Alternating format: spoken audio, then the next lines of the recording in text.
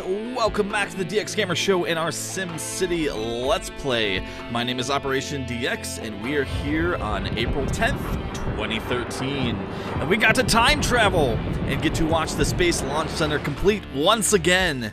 And because this city is seated way back behind the other two, you get to barely see the launch taking place again, which is so awesome. And a little spooky, to be honest. It almost kind of looks like a nuclear launch, almost from like the TV show Jericho.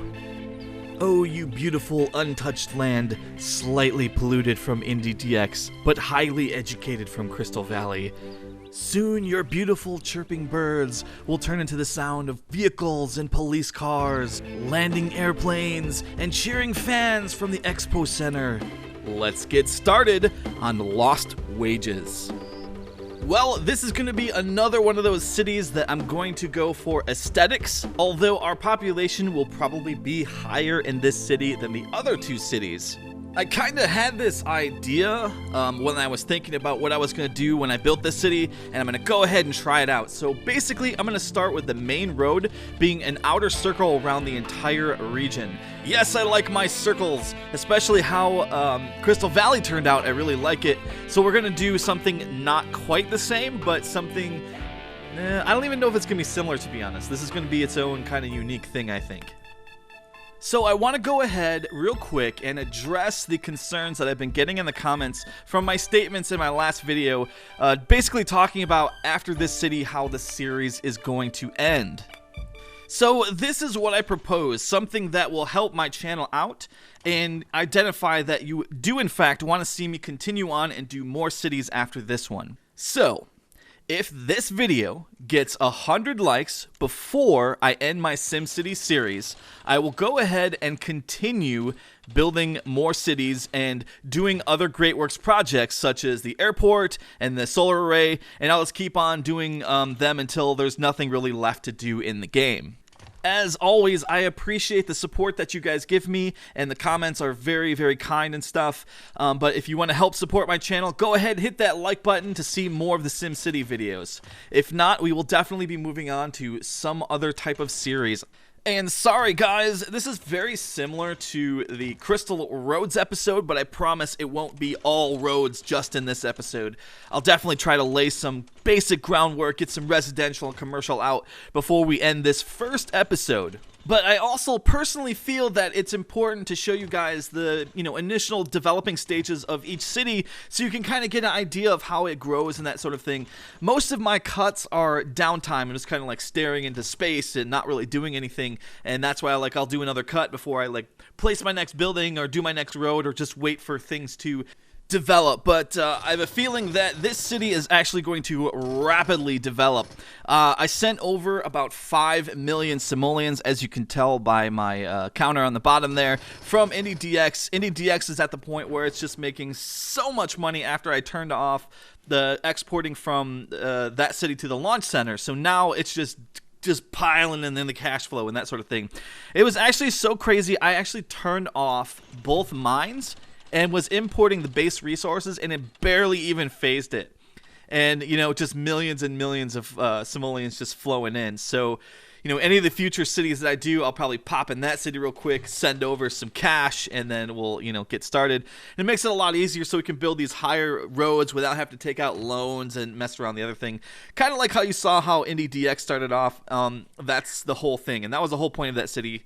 Well, that and to get the Great Works projects easily completed, and you really kind of seen how effective that was in the last episode. Although it did take place over several hours, it was easily accomplished, and it really didn't phase too much. And then it's right back into full swing. So now that city is in no danger of ever running out of anything. Pretty much, it's just going to import the base resources and produce computer systems and just keep making tons and tons and tons of money. Maybe I shouldn't have called this city Lost Wages. Maybe I should have called it the Giant Dartboard. That's kind of how it's looking. We could put little scores in each of these little boxes and we'll have the Giant Dartboard. Gosh. So building this casino city is essentially going to be a new kind of thing for me. You're going to have to probably bear with me a little bit because I was aware of some of the other stuff, especially building Electronic City. I was pretty much a seasoned pro when I started the whole Let's Play series for that particular city. With this city, it's kind of, we're pushing into a little bit of an unknown, and there's some things that I haven't built really in this game, and I want to get them built in this city, such as the municipal airport, and we're going to build the expo center, possibly a stadium, but it's like so big, and then we're going to build some of those, cool tourism attractions, and I don't know, because someone was telling me how casino cities weren't very profitable, so we're just going to try to keep an eye on that, and we'll just, try to build up our population pretty high. We're already zoning all super high density, so there's not going to be any, really, oh, I forgot to upgrade that road thing kind of going on. Now, there may be, because another thing I would like to do in this city is I'd like to do streetcars. And, it's not going to go through every road or whatever, but I would like to get streetcars, and that's something I might do later on in the city. But this city is obviously going to be big for, public transportation. We're going to want to get a train station in here. We're going to want to, get everything going so we can get the casinos, fully functional and bringing in people from the other two cities to get that going. And, of course, we've got the airport. We've got the... The launch center up and running, and that is going to promote tourism, and that's probably going to bring in a whole bunch of stuff, and I actually have never seen that yet, so I don't know exactly what that's going to do to this particular city, but we will see. I'm sure we'll get all kinds of cool messages as we go throughout and build and stuff, and we'll probably see a couple of launches going on and that sort of thing, but it's really kind of hard to see from the vantage point of where we are, as you've seen from the very beginning of this video, kind of showing off that launch. And I'm really curious to see how this particular road design is going to fare against the evil dooms of traffic. Yeah, well, we are going to have a lot of public transportation hopefully going, and maybe that will alleviate, I don't know, the traffic's going to be insane, I bet, because this is going to be a big city. Even though it looks like it's very wasteful and it's zoning, I guarantee this city is going to be much bigger than the other two. All right, we are basically done with the basic shell of the design that I kind of had in mind, and, I don't know if I like it or not. We'll see how it plays out. I'm going to do something similar that I did in Crystal Valley, where I'm going to have my services unobstructed. I don't like to put my services, such as the police, fire, and hospital or clinic, in a population zone, because what tends to happen is as these zones dense up and stuff, they start blocking all the traffic. Now, of course, they're going to block traffic for those anyways, but they're not going to be initially blocked and stuck in their own buildings and stuff, which I can't stand when that happens. So we're doing our standard thing here. We're just spreading commercial and residential throughout each other. That seems to be the best to promote growth rapidly.